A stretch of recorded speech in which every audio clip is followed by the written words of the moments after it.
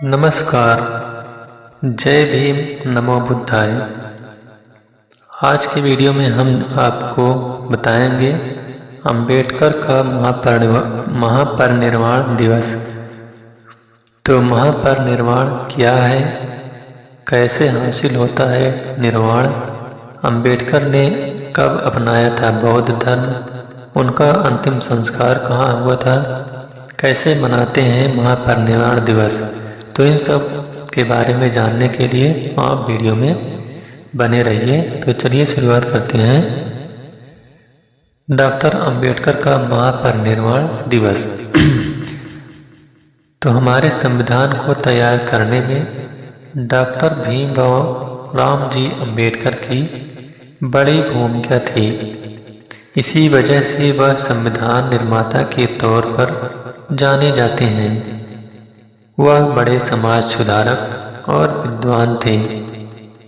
उनका निधन 6 दिसंबर 1956 को दिल्ली में स्थित उनके घर पर हुआ था, यानी आज उनकी पुण्यतिथि है।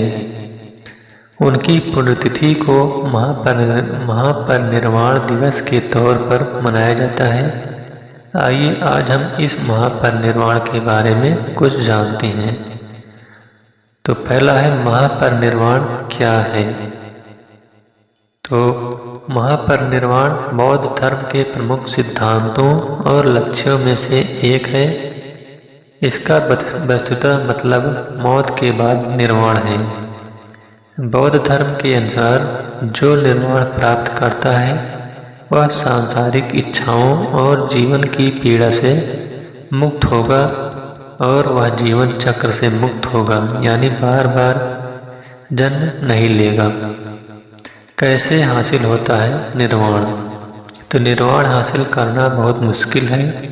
कहा जाता है कि इसके लिए किसी को बहुत ही सदाचारी और धर्म सम्मत जीवन जीना होता है। 80 साल की आयु में भगवान बुद्ध के निधन को असल महापरिनिर्वाण कहा गया। अगला है डॉक्टर अंबेडकर ने कब अपनाया था बौद्ध धर्म। तो संविधान निर्माता डॉक्टर भीमराव अंबेडकर ने वर्षों तक बौद्ध धर्म का अध्ययन किया था। उसके बाद 14 अक्टूबर 1956 को उन्होंने बौद्ध धर्म अपनाया था। उनके साथ उनके करीब 5 लाख समर्थक भी बौद्ध धर्म में शामिल हो गए थे। अगला पॉइंट है उनका अंतिम संस्कार कहाँ हुआ। तो उनके पार्थिव अवशेष का अंतिम संस्कार बौद्ध धर्म के नियमों के मुताबिक मुंबई की दादर चौपाटी पर हुआ, जहां उनका अंतिम संस्कार किया गया। उसकी जगह को अब चैत्य भूमि के तौर पर जाना जाता है। अगला पॉइंट है उनकी पुण्यतिथि महापरिनिर्वाण दिवस के तौर पर क्यों मनाई जाती है। तो दलितों की स्थिति में सुधार लाने के लिए उन्होंने काफ़ी काम किया और छुआछूत जैसी प्रथा को खत्म करने में उनकी बड़ी भूमिका थी। इसीलिए उनको बौद्ध गुरु माना जाता है। उनके अनुयायियों का मानना है कि उनके गुरु भगवान बुद्ध की तरह ही काफ़ी प्रभावी और सदाचारी थे।